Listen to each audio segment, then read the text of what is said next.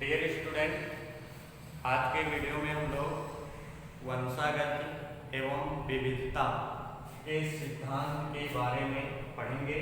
Principle of inheritance and variation.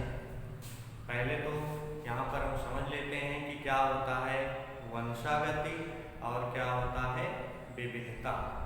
तो सबसे पहले इनहेरिटेंस या वंशागति। वंशागत क्या है? जनकों के लक्षण। जनकों का मतलब यहाँ पर माता पिता से।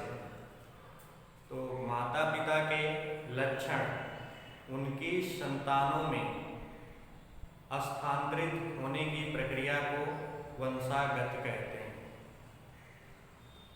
जनकों के लक्षण यदि उनके संतानों में ट्रांसफर हो रहे हैं तो इस प्रक्रिया को हम वंशागत के नाम से जानते हैं, या कह सकते हैं पैतृक लक्षणों का उनकी संतानों में स्थानांतरण होना वंशागति कहलाती है या इनहेरिटेंस कहलाता है। तथा ऐसे लक्षण जो ट्रांसफर होते हैं, स्थानांतरित होते हैं, उन्हें हम आनुवांशिक लक्षण भी कहते हैं। उन्हें आनुवांशिक लक्षण कहते हैं या हेरेडिटी कैरेक्टर। हेरेडिटी कैरेक्टर कहते हैं। तो पैतृक लक्षणों का उनकी संतानों में स्थानांतरित होना कहलाता है वंशागति या इनहेरिटेंस कहलाता है। और ऐसे लक्षण जो जनकों से उनकी संतानों में स्थानांतरित होते हैं उसे हम हेरिडिटी कैरेक्टर कहते हैं या आनुवांशिक लक्षण कहते हैं।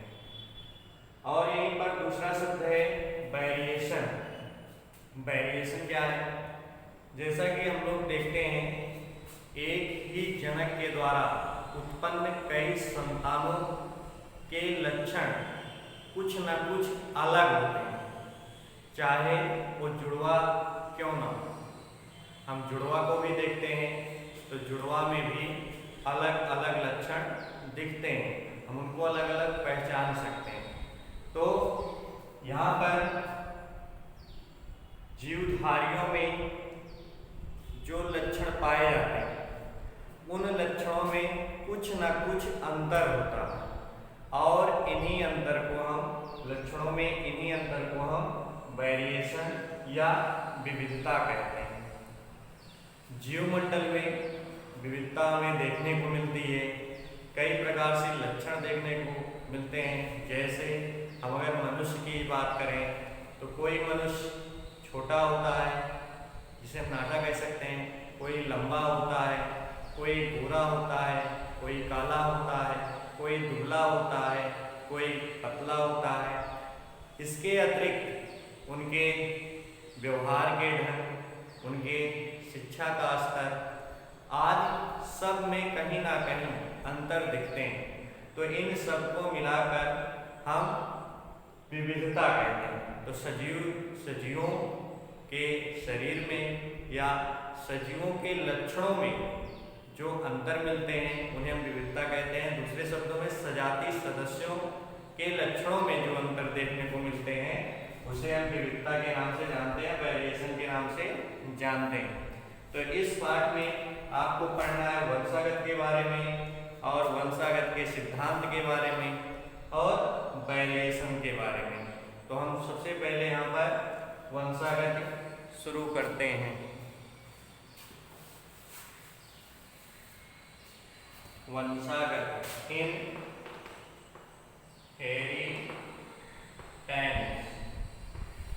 वंशागत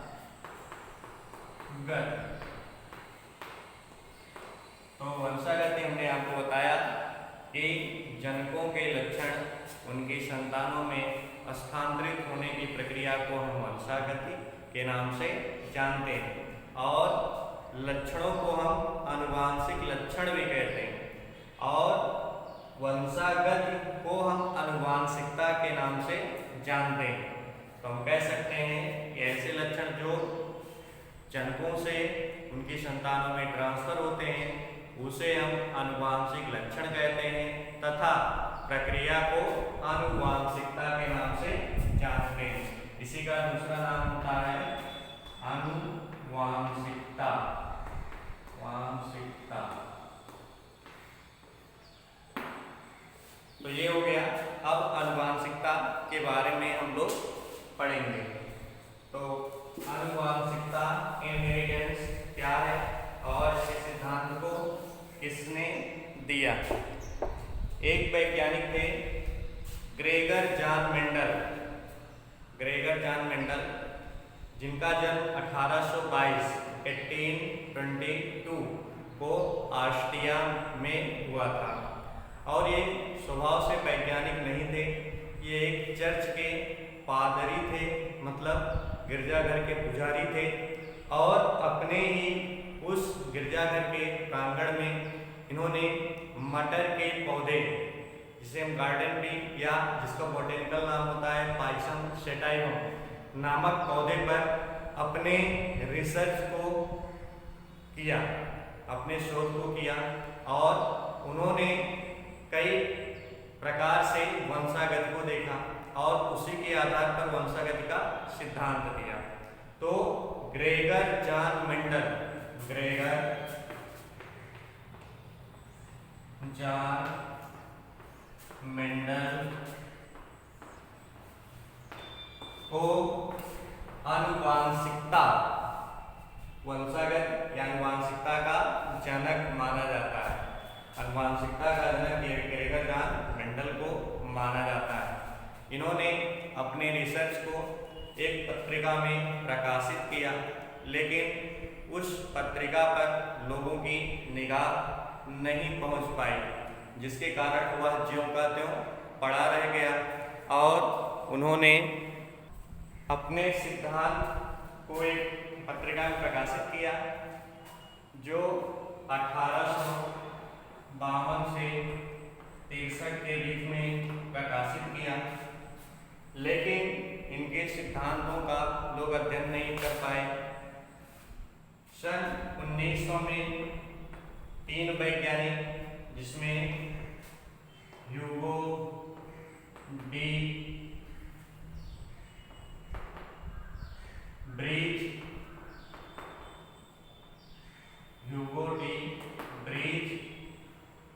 कार्ल कोरेंस तथा शेरमैक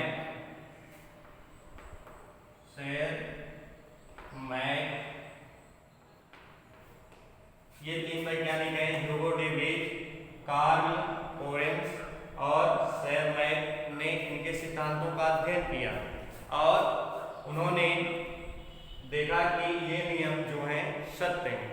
फिर ये नियम प्रकाशित हुए और जिन्हें हम मेंडल के आनुवांशिकता के सिद्धांत के रूप में यहाँ पर जानते हैं। यहाँ पर जो अगली बात है, मेंडल ने अपने प्रयोग के लिए मटर के पौधे को क्यों चुना।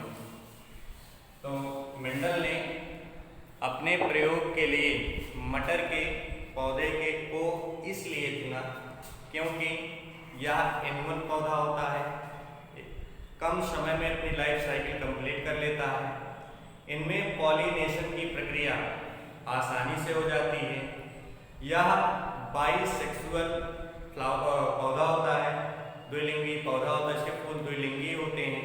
इसके बाद इस पौधे में 7 अपोजिट कैरेक्टर्स पाए जाते हैं, 7 विपरीत लक्षण पाए जाते हैं, जिसके आधार पर इन्होंने मटर के पौधे का चयन किया। क्योंकि जो क्रॉस होता है, संकरण होता है, वह विपरीत लक्षणों में ही कराने पर कुछ नए लक्षण देखने को मिलते हैं।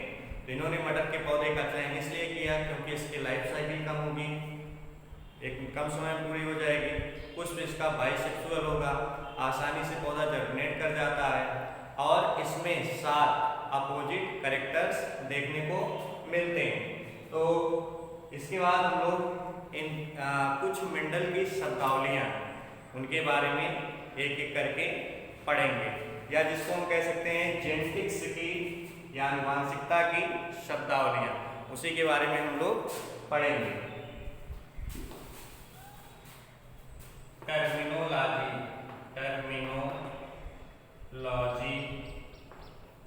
ऑफ जेनेटिक्स,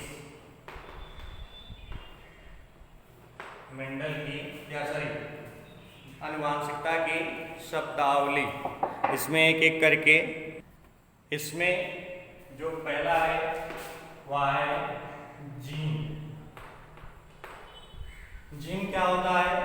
जीन आनुवांशिकता की इकाई होती है और यह डीएनए पर पाया जाएगा।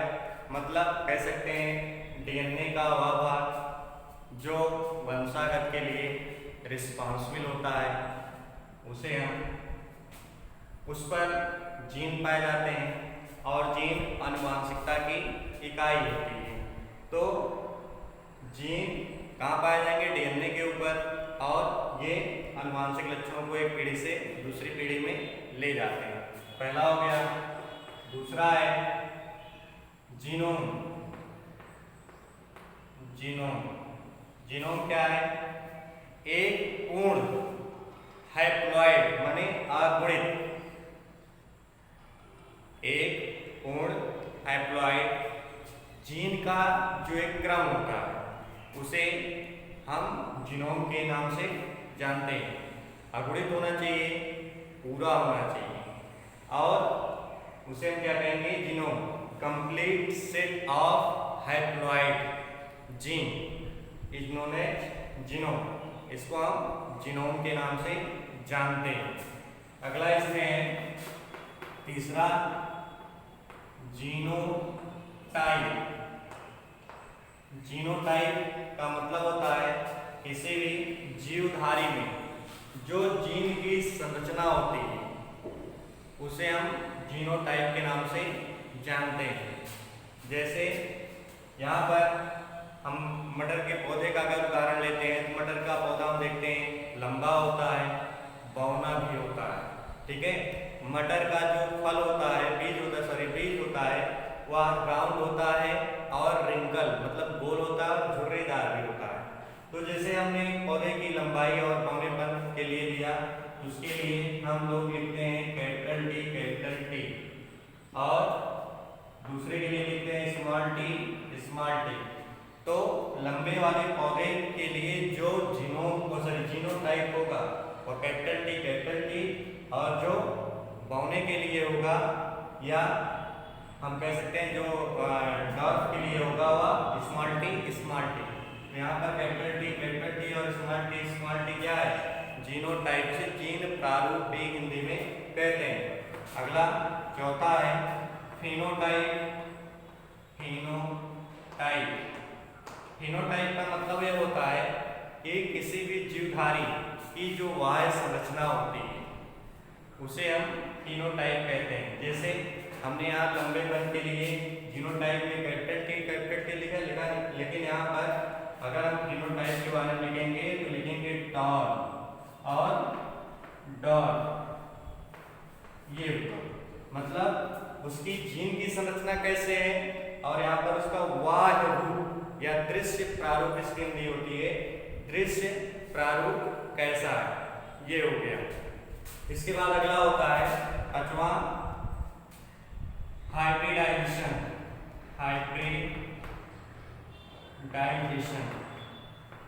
इसे हम संकरण के नाम से भी जानते हैं। संकरण क्या होता है? किसी भी जीवधारी में अपोजिट विपरीत लिंगों के मध्य संयुग्मन की जो क्रिया होती है या परागण की जो क्रिया होती है उस क्रिया को हम संकरण के नाम से जानते हैं। तथा जो संतानें से उत्पन्न होती हैं उसे हम हाइब्रिड कहते हैं या उसे हम संकर कहते हैं। पांचवा इसी में है हाइब्रिड।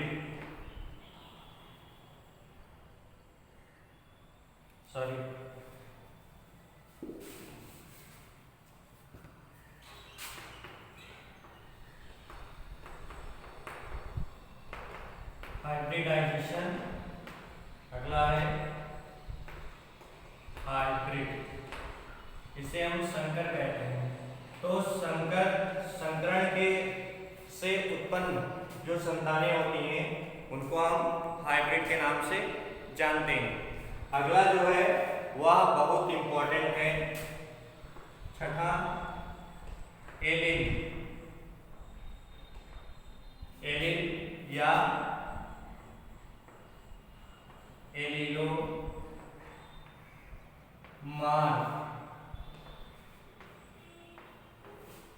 एलील या एलीलोमार्फ तो होता क्या है, तुलनात्मक लक्षणों वाले जीन के जोड़े को हम एलील या एलीलोमार्फ कहते हैं। तुलनात्मक लक्षणों वाले जीन के जोड़े को हम एलील या एलीलोमार्फ कहते हैं। जैसे यहाँ पर तुलनात्मक लक्षण है, एक लंबा है और एक बौना है, तो क्या है, इसको हम एलील कहते हैं।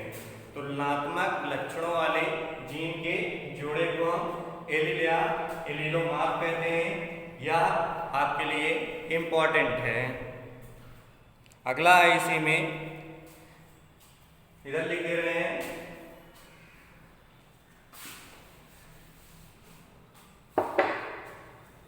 होमोजाइगस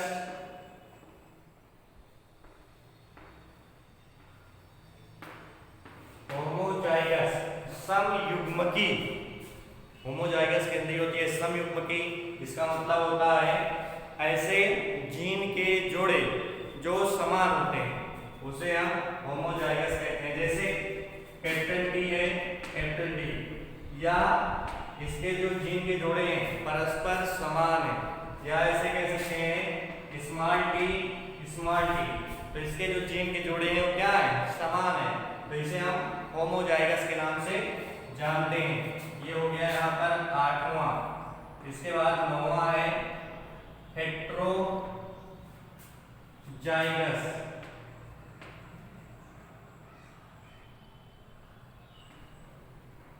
हेट्रोजाइगस तो ये क्या होता है, इसे हम विषम युग्मकी के नाम से जानते हैं।